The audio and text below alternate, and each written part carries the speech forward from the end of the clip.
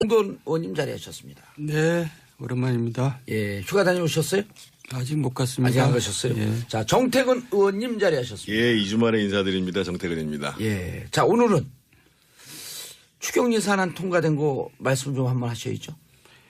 뭐 어렵게 다 합의를 봐서 잘 마무리가 됐는데 뭐 이제 찜찜한 마무리가 돼버렸어요. 더불어민주당 26명이 불참을 해가지고 예. 옥의 티가 아니라 좀 어처구니 없는 일이 벌어져 버린 것 같아요. 그러니까 대통령이 그렇게 절실하게 요구했던 추경안 이거를 갖다가 불참해 버렸으니 면목이 없는 거죠. 예. 오늘 추미애 대표가 사과도 하고 그랬다 그러는데 이 경고음처럼 들리지 않아요? 경고음 잘 나갈 정도가 때만 아니라 조심하라고. 예 너무나 제가 봐도 심했던 것 같아요. 저는 그 자유한국당에 대한 문제 제기와 더불어서 예. 국회 의사진행 관련해서 좀 말씀을 드려야 될 것 같은데요. 아하. 이게 집단 퇴장이나 집단 불참이라는 것이 과거에 이제 날치기가 있을 때 예.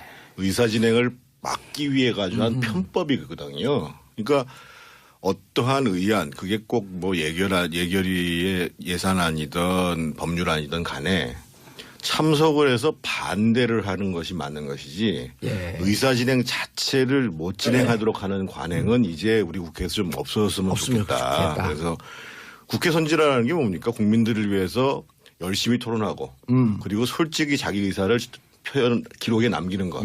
저는 그런 관행이 좀 필요하다고 생각합니다. 그래서 집단으로 퇴장했다 또 집단으로 들어오고 이제 그거에 대해서 비판들도 많아요. 전략이 도대체 뭐였었냐? 그러니까 지금 민주당도 옛날에 야당 시절에 그렇게 했었고 예. 지금 똑같이 한국당이 그렇게 하는 거거든요. 예. 아니 국회의원이 월급 받고 본회의가 열리면 본회의장에 앉아 있어야지. 예. 왜 퇴장을 하냐 말이에요. 알겠습니다. 내용 좀 뜯어보셔야죠. 예산.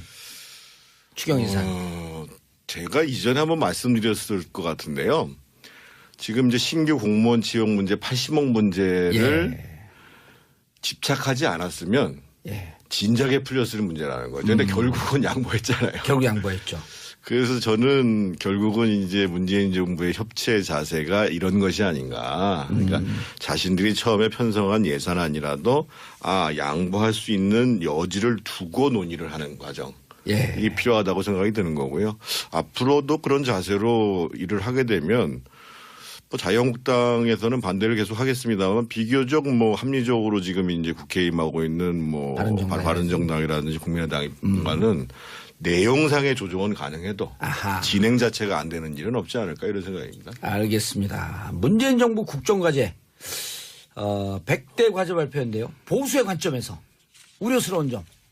글쎄 저는 이 각 부처의 의견이 충분히 반영이 된 것 같지가 않아요. 그러니까 이제 위로부터의 그냥 조금 일방적인 보여주기식이다. 과제가 이제 내려간 거고 예. 또 보면 참 쉬워요. 이렇게 여러 가지 내용들이. 그러니까 이제 이 근로자들 좀 도와주기 위해서는 최저임금 빨리 올리자. 최저임금 빨리 올리자니까 영세 중소상공인들이 어렵다. 그러면 또 예산으로 또 그걸 메꾸자. 또 원전이 위험하니까 원전을 없애자. 그러니까 세상 일이 그렇게 간단하고 쉽고 쉬우면 뭐 뭔 일을 못 하겠어요. 그런데 너무 쉽게 일을 결정하고 밑에다가 이제 그걸 이제 결국 하달한 건데 저는 시행 과정에서 물론 당연히 조정이 되겠지만은 이런 식으로 일방적으로 가다 보면은 부작용이 많을 것 같은데요. 그러니까 부처의 견해가 반영이 안 된 것 같다 잘. 네, 그런 시간들이 별로 없었어요. 그 과제를 설정하는 것도 중요하지만 그 과제를 추진하고 관리하는 능력이 굉장히 중요하거든요. 지금 이제 정돈 선배께서 말씀하신 것은 이제 과제를 설정하는 과정에 있어서의 문제를 얘기를 했는데 단적으로 얘기를 하면 이 정부가 국민한테 약속한 게 책임 총리 책임 장관입니다. 그렇죠. 근데 특히 지금 관료들은 거의 뭐 침묵 변신으로 일관하고 있다. 그러니까 예를 들면 원전 문제가 나오니까 한 칼럼에서 주영환의 침묵, 그 김동연의 변신, 뭐 이런 얘기가 나온단 말이에요. 그 김동연의 변신 문제는 부총리 변신 문제는 소위 재정 건전성에 대한 강조를 안 하고 있다라는 걸 얘기를 하는 거죠. 그래서 더더군다나 지금 이낙연 총리가 총리인지 아닌지를 잘 알 수가 없어요. 역할이 근데 없다. 제가 듣기로는 이분이 취임하면서 나는 정치 안 한다. 아니 책임 총리가 정치를 안 하면 누가 정치를 해요.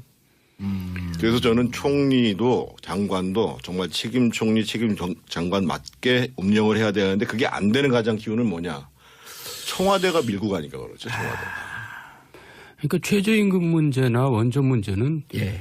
이제 통상산업부 장관이 당연히 반대를 해야 되는 겁니다. 그게 정상입니다. 그러니까 부처에서 담당 부처들이 다 다르잖아요. 예. 그러니까 이해관계가 다르기 때문에 그걸 우리 부처 입장은 그렇지 않다라고 해줘야지. 하면서 토론이 되면서 예, 문제를 근데 풀어간다. 어허. 우리나라는 뭐 정권이 바뀌었는데도 일사불란하게 움직이는 건 똑같기 때문에 저는 그게 참 절망적이라고 봐요. 자, 그럼 산업부에서 그 반대를 하고 청와대에서는 찬성을 하고 해야 되겠다 정책 수립을 하고 그럼 어떻게 풀어나갑니까?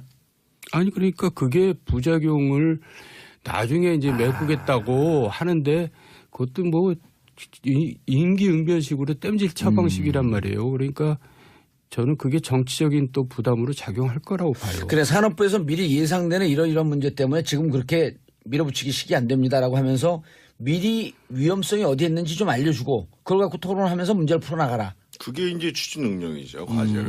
그리고 이제 이렇게 중요한 결정을 하는 데 있어서 국회가 빠져 있잖아요. 소적으로 심의를 하고. 예. 예를 들면 전력 문제 같은 경우는 전력 수급 계획을 그 일정 단위로 해서 장기 전력 수급 계획을 고쳐나갑니다. 예. 또 그런 부분들을 먼저 하고 그런 속에서 어느 정도 원전 생산량, 소위 우리가 그 에너지 믹스라고 얘기를 하죠. 그 부분들을 어떻게 조절할 것이냐. 이런 부분들을 차근차근히 해도 늦지 않는다는 거예요. 기본적으로. 그래서 아까 제가 말씀드렸던 것처럼 과제를 설정하는 과정도 굉장히 중요하고 과제를 실제로 추진해 나가는 실력.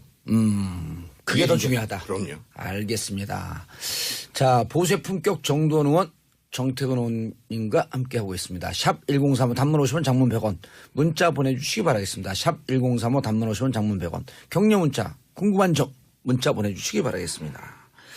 자, 그러면서 이제 또 예산 문제 정도원 의원님. 네. 증세 논쟁 어쨌든 지금 이제 일부 보수 언론에서는 부자 증세라고 얘기하고 있고 또 이제 민주당에서 나온 얘기는 명예 증세다.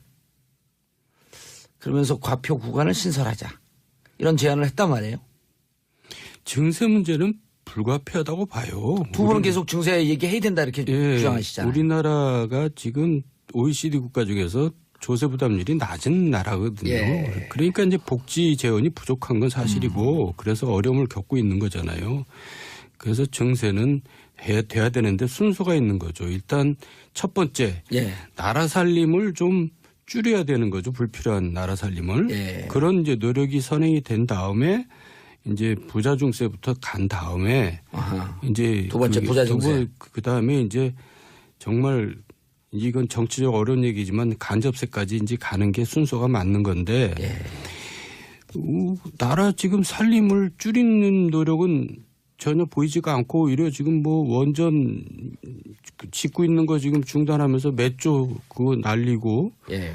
뭐 자꾸 이렇게 돈을 갖다가 그냥 또 공무원 증원한다 그러면서 이제 그거 나중에 뭐 30년 가면은 그게 뭐 50조까지도 간다고 뭐 이렇게 계산이 나오는데 그러니까 한쪽에서는 계속 돈을 물쓰듯이 쓰면서 증세를 한다는 것은 앞뒤가 안 맞는 거죠. 그러니까 예. 허리 졸리기를 하면서 증세를 한다 그래야지 아하. 저는 이렇게 맞다고 생각해요. 그러니까 앞서서 방기훈 기자가 상당히 잘 지적을 해 주셨는데요. 예. 제가 빠진 부분들 뭐 재견해를 세 가지만 말씀드리면 예. 일단 증세 문제와 관련된 사회적 합의가 필요한데 지금 이제 이 문재인 정부의 100대 과제가 아니어도 우리가 이제 중복지로 복지 수준을 끌어올리려면 부담을 늘려야 되는 게 예. 맞거든요. 중부담 중복지 그게 이제 그러니까 대선 때 나왔던 얘기죠. 정치권에서 먼저 합의해야 될 내용은 뭐냐면 앞으로 그러면 복지 수준을 계속 끌어올리겠다. 아하. 여기에 대한 합의를 하고 그럼 따라서 부담을 늘려야 된다. 소위 중부담 중복지에 대한 예. 이것에 대한 문재인 정부가 사회적 합의를 이끌어내는 것이 굉장히 중요한 첫 번째로 중요한 문제고요. 예. 의원님 그 넘어가기 전에 중부담 중복지라고 하는 걸 우리 청취자분들이 좀 추상적으로 이해할 수 있을 것 같아요. 그것만 간단하게 좀 설명을 하고. 간단히 얘기하면 지금은 OECD 국가에 비해서 예. 복지 수준도 굉장히 낮고 낮고. 거의 조세 부담률도 낮단 말이죠. 그래서 저부담, 저부담 저복제하는 아하, 거고. 예. 예를 들면 우리가 항상 얘기하는 스웨덴 같은 나라는 복지 수준이 아주 높고 세금 부담도 높고. 엄청나게 내는 거죠. 그러니까 이거 고부담 고복지가 하는데 우리는 한꺼번에 못 간다는 거예요. 기본적으로. 그러니까 중부담 중복지 수준까지는 가야 되는데 복지도 조금 올리고 세금도 조금 그걸 올리자. 내면 지금보다도 훨씬 더 빠른 속도로 증세를 할 수밖에 없다는 얘기죠. 이 문제를 제가 첫 번째로 말씀드리고 싶고요. 두 번째로는 지금 이제 5억 이상 소득세를 얘기를 하시는데 지금 우리나라에서 소득 상위 한 10%에 해당하시는 분들이 전체 소득 중에서 한 48.5% 정도를 얻습니다. 상위 그런데 10% 계신 분들이. 예, 예를 들면 연봉 1억 정도 되시는 분들이 한 소득 수준으로 따지면 한 9%에 해당하는 사람들이거든요. 근데 그분들이 실효세율이 한 10%뿐이 안 됩니다. 그러면 1억 벌어서 1,000만 원 낸다는 거예요. 오호. 그리고 예를 들면 한 17%에 해당하는 게 한 7,700만 원인데 예. 이분들의 실효세율은 5%로 떨어져 있습니다. 그리고 오호. 실제로 80% 그러니까 80% 이하는 거의 3% 내지 2% 이하 낸다는 문제거든요. 실효세율이. 그래서 자꾸만 민주당에서 프레임을 1대 99로 가져갈 생각을 하지 마시고 예. 적어도 10대 90 정도로 가져가야 된다는 거예요. 그래서 이분들한테 사회적 동의를 얻어서 전체 소득의 절반 이상을 내시는 분들. 근데 우리가 어떤 잘못을 했냐면 옛날 그 2년 전에 연말정산 할 때 예. 그때 제대로 한 거였거든요. 그러니까 과표에서 세액으로 바꿨단 말이에요. 예. 근데 이제 그때 막 이게 이제 무슨 세금 증세다 해가지고 폭탄이다, 난리를 난리가 쳤단 났었죠. 말이에요. 예. 그래서 그 당시에 실제로 세금이 떨어진 기준점이 뭐였냐면 5,500만 원 이하 되는 사람은 세금이 떨어졌어요. 심지어는 7천만 원 이하도 떨어졌어요. 그런데 우리 사회에서 중위소득자라고 얘기하니까 전체 일렬로 쫙 세고 난 다음에 딱 절반. 정가운데. 네. 그게 소득 모든 소득 기준으로 하면 2,300만 원이고 월급쟁이로 기준으로 하면은 한 3,200만 원 나옵니다.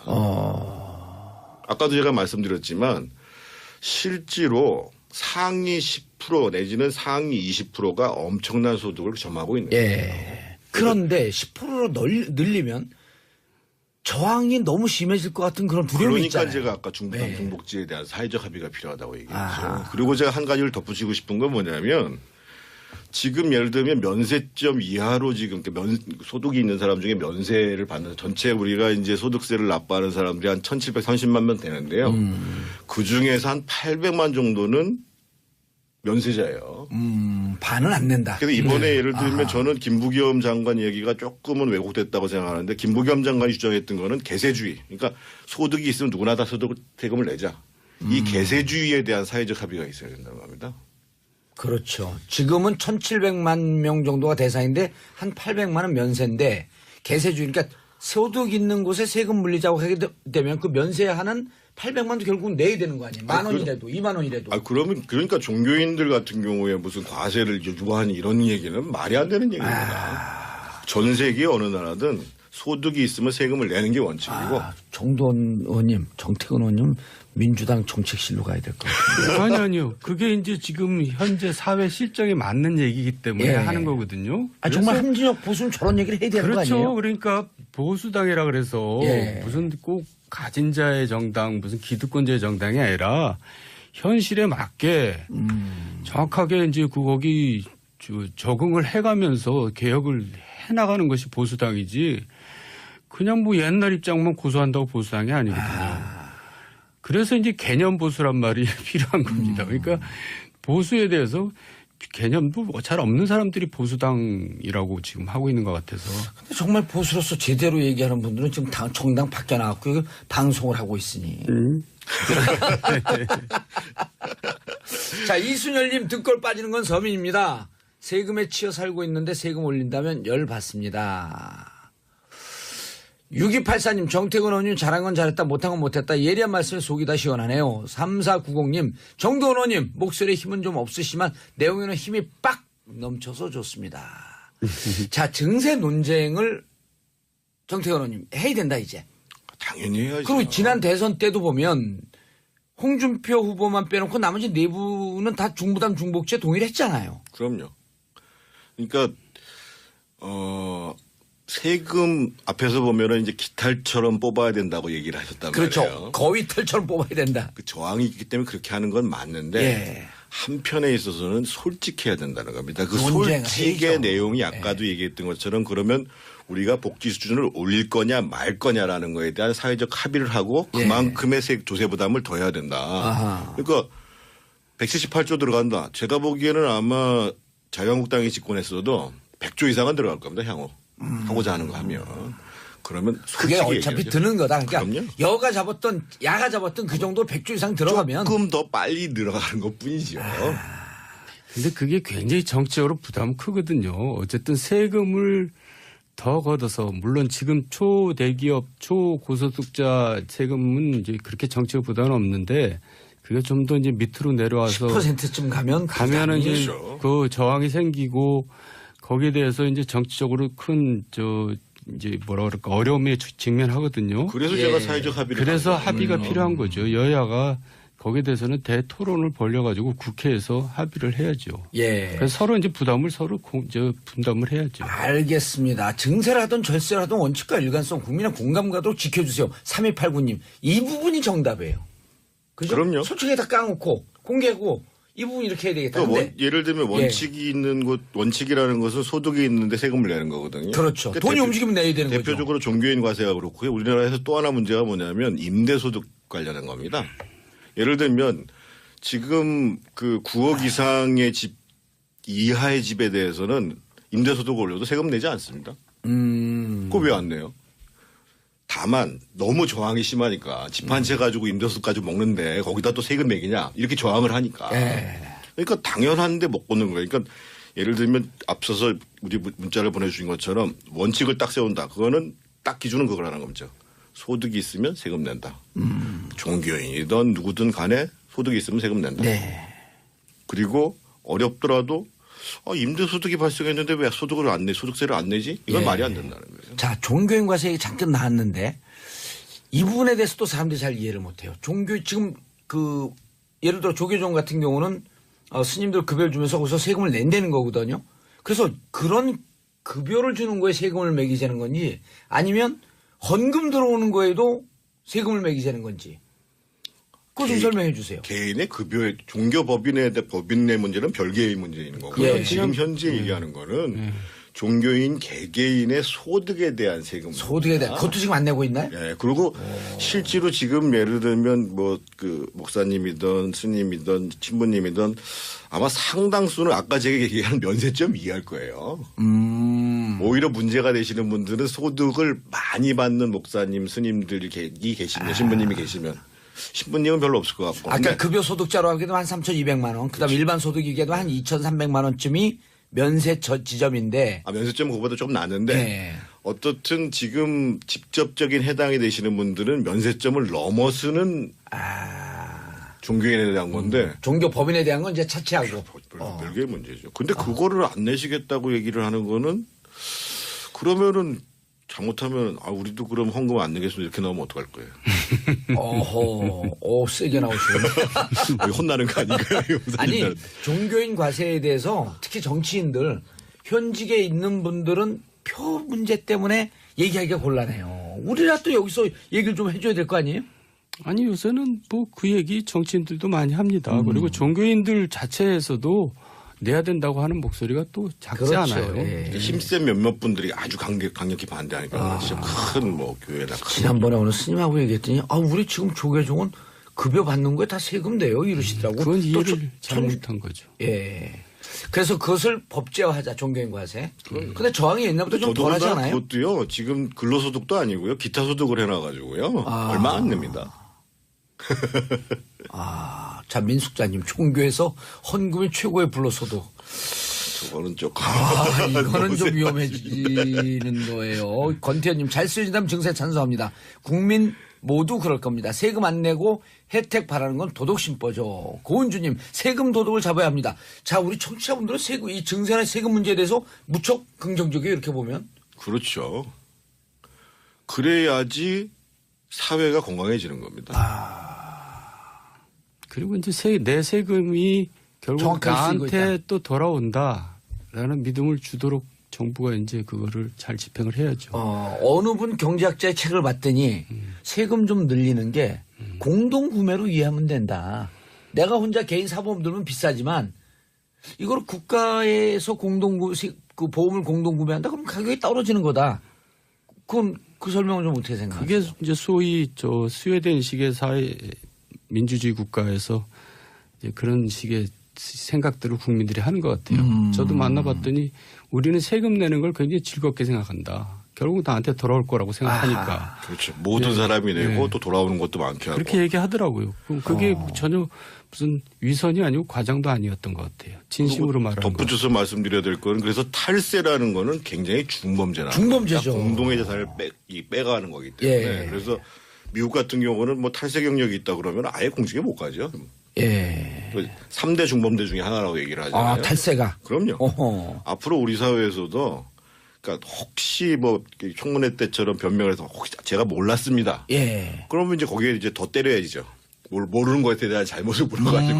그런데 고의적으로 합법적으로 절세를 하는 거하고 다르게 예. 탈세하는 문제에 대해서는 굉장히 세게 다뤄야 됩니다. 세금 내는 종류가 많아갖고 뭐가 좀 밀려갖고 못 냈다가 나중에 확인하고 다시 낸 건 그건 어떻게 탈세로 봐야 돼요? 어떻게 해야 돼요? 아니 그건 내면은 이제 가산세가 붙죠. 그러니까. 예, 가산세가. 가산세를 세게 내야 되겠죠. 그건 탈세라고 볼 수 없다. 그럼요. 그건. 알겠습니다. 정윤숙님, 수익이 있는 곳에는 모두 세금이 있어야 하지 않나요? 나만 아니면 아니라는 생각 좀 버리고 삽시다. 9496님, 소득이 있으면 세금 낸다 공감합니다. 비정규직 알바생도 세금 원천징수죠. 3.3% 공제합니다. 부동산 9억이면 부자 자산가 아닌가요? 저는 오늘 9억 미만 임대소득인데 9억 미만이면 안 낸다. 오늘 처음 알았는데요. 1가구일 경우는 안 냅니다. 1가구일 경우에. 그것만 다 걸어들여도 아마 엄청난 세원이 생길 겁니다. 근데 그 엄청 저항이 심할 거 아니에요. 그러니까 제가 계속 사회적 합의를 얘기하는 하자. 거예요. 사회적 합의와 원칙. 누가 먼저 얘기해야 될까요? 여당에서 먼저 이제는 증세 얘기하자 이렇게 던져야 될까요? 그럼요. 여당이 해야 됩니다. 제가 어제 국회의원하고 같이 저녁을 먹는데 기자들한테 전화가 빗발치는데 증세 얘기한 거 아니에요? 그러니까 막 발뺌을 하더라고. 우리가 증세 얘기한 게 아니라 그중에 한 얘기가 나온 겁니다. 그 증세 얘기는 정치인들이 불편해하잖아요. 그러니까 법인세 같은 경우는 논란의 여지가 충분히 있어요. 예. 근데 나머지 세금 문제에 대해서는 사회적 저항, 경제적인 조건 이런 걸 고려해서 합의를 해가는 과정이 필요하다는 거예요. 알겠습니다. 예를 들면 원전 문제가 나오니까 한 칼럼에서 주영환의 침묵, 김동연의 변신, 뭐 이런 얘기가 나온단 말이에요. 김동연의 변신 문제는 부총리 변신 문제는 소위 재정 건전성에 대한 강조를 안 하고 있다라는 걸 얘기를 하는 거죠. 예. 그래서 더더군다나 지금 이낙연 총리가 총리인지 아닌지를 잘 알 수가 없어요. 역할이 없다. 제가 듣기로는 이분이 취임하면서 나는 정치 안 한다. 책임 총리가 정치를 안 하면 누가 정치를 해요. 그래서 저는 총리도 장관도 정말 책임 총리, 책임 장관 맞게 운영을 해야 되는데 그게 안 되는 가장 기운은 뭐냐. 청와대가 밀고 가니까 그렇죠. 청와대가. 그러니까 최저임금 문제나 원전 문제는 예. 이제 통상산업부 장관이 당연히 반대를 해야 되는 겁니다. 그게 정상입니다. 그러니까 부처에서 담당 부처들이 다 다르잖아요. 예. 이해관계가 다르기 때문에 그걸 우리 부처 입장은 그렇지 않다라고 해줘야지. 하면서 토론이 되면서 예, 문제를 풀어간다. 우리나라는 뭐 정권이 바뀌었는데도 일사불란하게 움직이는 건 똑같기 때문에 저는 그게 참 절망적이라고 봐요. 자, 그럼 산업부에서 그 반대를 하고 청와대에서는 찬성을 하고 해야 되겠다 정책 수립을 하고 그럼 어떻게 풀어나갑니까? 아니 그러니까 그게 부작용을 나중에 이제 메꾸겠다고 하는데 그것도 뭐 임기응변식으로 땜질 처방식이란 말이에요. 그러니까 저는 그게 정치적인 또 부담으로 정돈 의원님 자리하셨습니다. 네, 오랜만입니다. 예, 휴가 다녀오셨어요? 아직 못 갔습니다. 아직 안 가셨어요? 예. 자, 정태근 의원님 자리하셨습니다. 예, 2주 만에 인사드립니다. 정태근입니다. 예, 자 오늘은 추경 예산안 통과된 거 말씀 좀 한번 하셔야죠. 뭐 어렵게 다 합의를 봐서 잘 마무리가 됐는데 이제 찜찜한 마무리가 돼버렸어요. 더불어민주당 26명이 불참을 해가지고 예. 옥의 티가 아니라 좀 어처구니 없는 일이 벌어져 버린 것 같아요. 그러니까 대통령이 그렇게 절실하게 요구했던 추경안 이거를 갖다가 불참해버렸으니 면목이 없는 거죠. 예, 오늘 추미애 대표가 사과도 하고 그랬다 그러는데 이 경고음처럼 들리지 않아요? 경고음 잘 나갈 정도가 때만 아니라 조심하라고. 예, 너무나 제가 봐도 심했던 것 같아요. 저는 그 자유한국당에 대한 문제 제기와 더불어서 예. 국회 의사진행 관련해서 좀 말씀을 드려야 될 것 같은데요. 아하. 이게 집단 퇴장이나 집단 불참이라는 것이 과거에 이제 날치기가 있을 때 예. 의사진행을 막기 위해 가지고 한 편법이거든요. 그러니까 어떠한 의안, 그게 꼭 뭐 예결위의 예산안이든 법률안이든 간에 참석을 해서 반대를 하는 것이 맞는 것이지 예. 의사진행 자체를 못 진행하도록 하는 관행은 이제 우리 국회에서 좀 없어졌으면 없으면 좋겠다. 좋겠다. 그래서 적용할 거라고 봐요. 그래 산업부에서 미리 예상되는 이런 문제 때문에 지금 그렇게 밀어붙이기 안 됩니다라고 하면서 미리 위험성이 어디에 있는지 좀 알려주고 그걸 갖고 토론하면서 문제를 풀어나가라. 그게 이제 추진 능력이죠, 과제를. 그리고 이제 이렇게 중요한 결정을 하는 데 있어서 국회가 빠져 있잖아요. 서구적으로 심의를 예. 하고. 예를 들면 전력 문제 같은 경우는 전력 수급 계획을 그 일정 단위로 해서 장기 전력 수급 계획을 고쳐나갑니다. 예. 또 그런 부분들을 먼저 하고 그런 속에서 어느 정도 원전 생산량, 소위 우리가 그 에너지 믹스라고 얘기를 하죠. 그 부분들을 어떻게 조절할 것이냐. 이런 부분들을 차근차근히 해도 늦지 않는다는 거예요, 기본적으로. 그래서 아까 제가 말씀드렸던 것처럼 과제를 설정하는 과정도 굉장히 중요하고 과제를 실제로 추진해 나가는 실력. 그게 더 중요하다. 그럼요. 알겠습니다. 자, 보세 품격 정도원 의원 정태근 의원님과 함께하고 있습니다. 샵 1035 단문 50원 장문 100원 문자 보내주시기 바라겠습니다. 샵 1035 단문 50원 장문 100원 격려 문자 궁금한 점 문자 보내주시기 바라겠습니다. 자, 그러면서 이제 또 예산 문제. 정도원 의원님. 네. 증세 논쟁 어쨌든 지금 이제 일부 보수 언론에서는 부자 증세라고 얘기하고 있고 또 이제 민주당에서 나온 얘기는 명예 증세다. 그러면서 과표 구간을 신설하자. 이런 제안을 했단 말이에요. 증세 문제는 불가피하다고 봐요. 그래서 국회 선진화라는 게 뭡니까? 국민들을 위해서 열심히 토론하고 그리고 솔직히 자기 의사를 표현 기록에 남기는 것. 저는 그런 관행이 좀 필요하다고 생각합니다. 그래서 집단으로 퇴장했다 또 집단으로 들어오고 그거에 대해서 비판들도 많아요. 전략이 도대체 뭐였었냐. 그러니까 지금 민주당도 옛날에 야당 시절에 그렇게 했었고 예. 지금 똑같이 한국당이 그렇게 하는 거거든요. 예. 아니 국회의원이 월급 받고 본회의가 열리면 본회의장에 앉아 있어야지. 예. 왜 퇴장을 하냐 말이에요. 알겠습니다. 내용 좀 뜯어보셔야죠. 예산. 추경 예산. 제가 이전에 한번 말씀드렸을 것 같은데요. 지금 이제 신규 공무원 채용 문제 80억 문제를 집착하지 않았으면 예. 진작에 풀렸을 문제라는 거죠. 근데 결국은 양보했잖아요. 결국 양보했죠. 그래서 저는 결국은 이제 문재인 정부의 협치의 자세가 이런 것이 아닌가. 그러니까 자신들이 처음에 편성한 예산안이라도 양보할 수 있는 여지를 두고 논의를 하는 과정. 예. 이게 필요하다고 생각이 드는 거고요.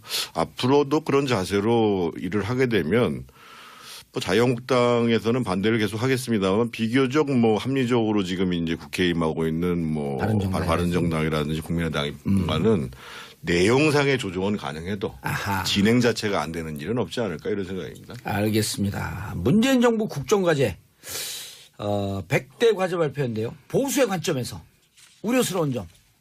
글쎄 저는 이 각 부처의 의견이 충분히 반영이 된 것 같지가 않아요. 그러니까 이제 위로부터의 그냥 조금 일방적인 보여주기식이다. 과제가 이제 내려간 거고 예. 또 보면 참 쉬워요. 이렇게 여러 가지 내용들이. 그러니까 이제 이 근로자들 좀 도와주기 위해서는 최저임금 빨리 올리자. 최저임금 빨리 올리자니까 영세 중소상공인들이 어렵다. 그러면 또 예산으로 또 그걸 메꾸자. 또 원전이 위험하니까 원전을 없애자. 그러니까 세상 일이 그렇게 간단하고 쉽고 쉬우면 뭐 뭔 일을 못 하겠어요. 그런데 너무 쉽게 일을 결정하고 밑에다가 이제 그걸 이제 결국 하달한 건데 저는 시행 과정에서 물론 당연히 조정이 되겠지만은 이런 식으로 일방적으로 가다 보면은 부작용이 많을 것 같은데요. 그러니까 부처의 견해가 반영이 안 된 것 같다 잘. 네, 그런 시간들이 별로 없었어요. 그 과제를 설정하는 것도 중요하지만 그 과제를 추진하고 관리하는 능력이 네. 굉장히 중요하거든요. 지금 이제 정돈 선배께서 말씀하신 것은 이제 과제를 설정하는 과정에 있어서의 문제를 얘기를 했는데 단적으로 얘기를 하면 이 정부가 국민한테 약속한 게 책임 총리, 책임 장관입니다. 그렇죠. 근데 특히 지금 관료들은 거의 뭐 침묵, 변신으로 일관하고 있다. 그러니까